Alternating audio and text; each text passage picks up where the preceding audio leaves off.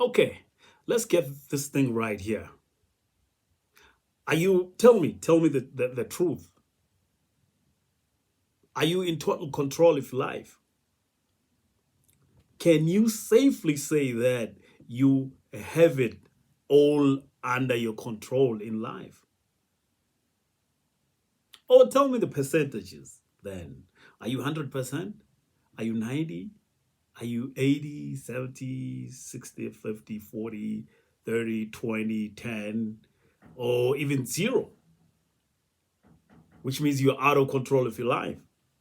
Who controls your life? Who runs your life? I remember there was some time when this gentleman, George Soros, the billionaire philanthropist, George Soros, once was quoted saying that, I'm paraphrasing here, but there is a point when he discovered that, or he realized that he was something closer to God. And the scary part was that he had somehow mischievously believed it, but then he realized that it's actually closer to the truth that he was something like a god and he can perform the duties as he has the powers that are close to the powers of something like a god. Do you believe him? How about yourself? If we were to say there is a God and there is you, how close are you to that God? And how close are you to being that God? Or let's say, how many intermediaries are there between you and God? That brings us to the question of life. What is life? How do you explain? How do you describe life? There's a lot of folks that will be saying life is the journey, life is a gift, life is a mystery, whatever you call life. There is one thing about life. We are always trying to figure it out. And have you managed to figure out? And have you sat down and asked yourself who you really are? Because it starts from there. Out of let's say 100 folks, or let me say just out of 10 folks, two will sit down and ask themselves, who am I? Yet, have you ever asked yourself that question, who you really are, and earnestly trying to seek and search who you are, or you just on autopilot and say, them, we, I, this I that you don't even understand? Because you are required to know thyself. But then, unfortunately, most of the times we come in, we know so much about a lot of things. We know so much about the planet Earth. We know so much about the galaxies out there. We know so much about, we can even dissect a human being and say, okay, this is the anatomy. We know so much about technology, but there's this technology that we don't seem to understand, and also our connection to everything that is, our connection to the universe, to the extent of realizing that we are the personification of the universe. We are the personification of this greater power. But unfortunately, most of the times we are on autopilot and we don't seem to understand our own selves.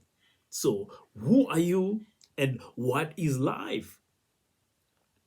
And in the process of trying to figure out what life is, we have set out set out in a journey, since we believe life is a journey, and we have physically tried to reach out towards what we call is our source. And what is it that is our source? And people have gone out on pilgrimages, and people have gone out there looking sacred places and thinking that, you know what, this is where the deities are, or this is where God is, and this is where the closer we are, we will be able to reach out to the source of our life, or to God. And I have come to that realization that We are lost when we do that.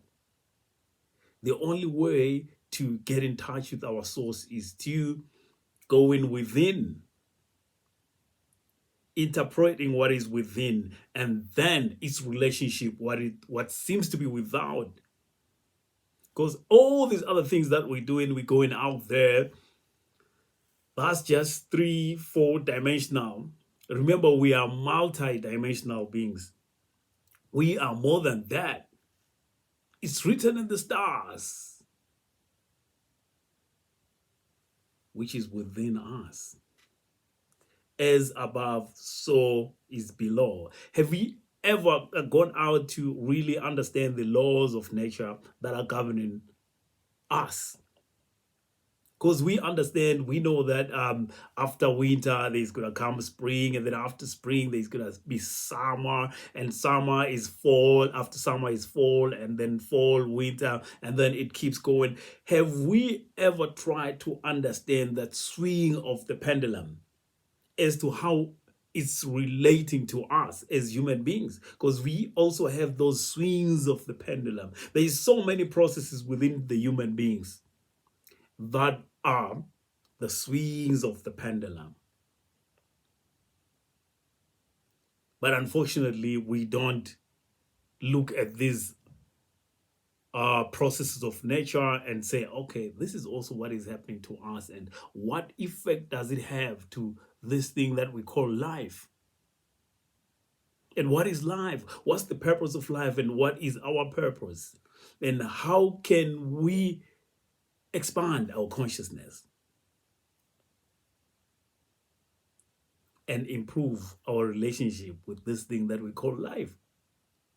Many have passed on, some without even coming to the realization as to what life is all about, and or as to what they really are, or what their purpose is in life. And many who have gone out to search and have a teeny or a little bit of understanding of how these things work have come back and tried to, unfortunately, lie so that they would control us. If you're looking at the top, like I was saying, this gentleman who once said that he had this feeling that he is closer to being a god, those mostly are some of the folks that are sitting at the top, and they've created that ivory tower of them versus us. And so where do you belong? And would you blame them if they did that?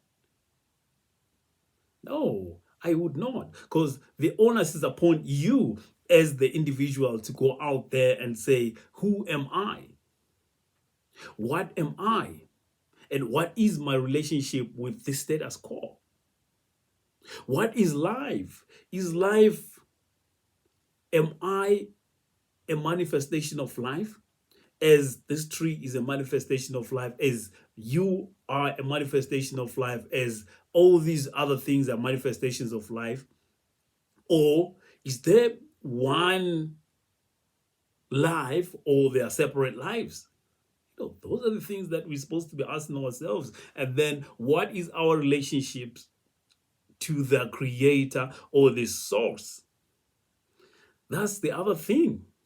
And these are the questions that we're supposed to be asking ourselves towards this journey of personal transformation, towards the journey of healing, and in the journey of life. That is. And so, what is life? What are you? Who am I? Those are the questions that you're supposed to be asking yourself.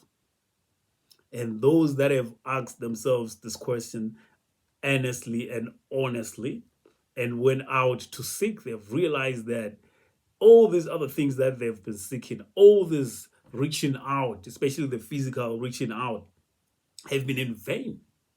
The only thing there is the I, which is within. And the only reality is your consciousness. This that understands, this that feels, this that is witnessing all these things that are happening, this that doesn't change.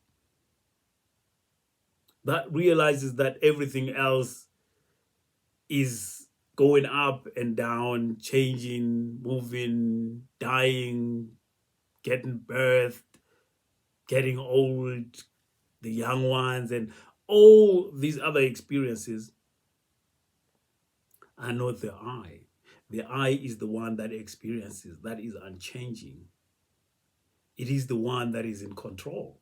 And you can be, do, have anything that you desire if you have this self knowledge. That is why those that have this self knowledge are in control, they are in power now. Look at your king.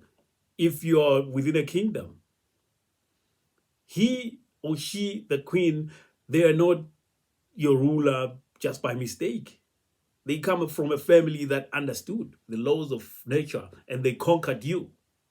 You are a subject just because you did not, or your forefathers did not understand the laws of nature. So they had to be conquered. Look at your leaders, political, business, and in every area of life. Those are folks that went out and asked, "Who am I?" And hence they were able to carve a place with their own place within the scheme of the things, because they understand life, they understand who they are, and they understand what the universe is all about. Go out there and seek and come to the realization, and then utilize that realization to conquer and to be. Thank you.